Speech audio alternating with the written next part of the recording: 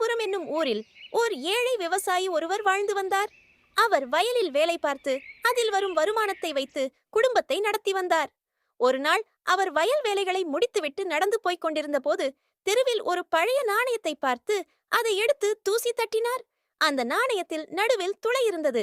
அந்த காலத்தில் துளை இருந்த நாணயம் கிடைத்தால் அது ராசி என்ற நம்பிக்கை உண்டு.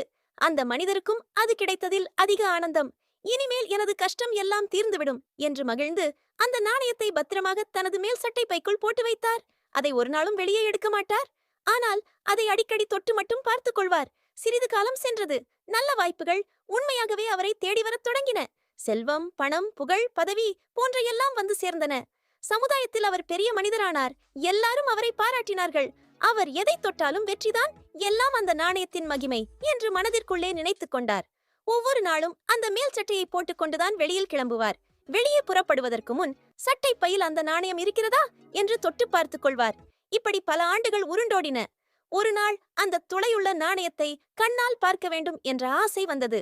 அன்று காலையில் சாப்பிட்டுக் கொண்டிருந்த போது தன் மனைவியிடம் தனது ஆசையை சொன்னார்.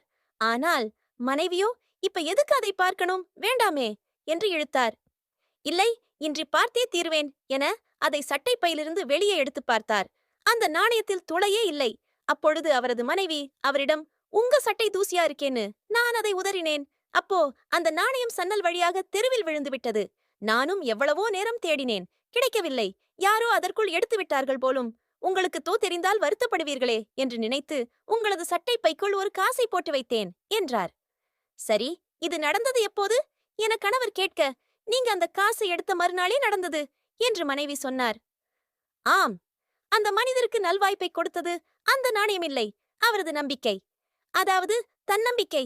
அதுதான் அவரில் வேலை செய்துள்ளது.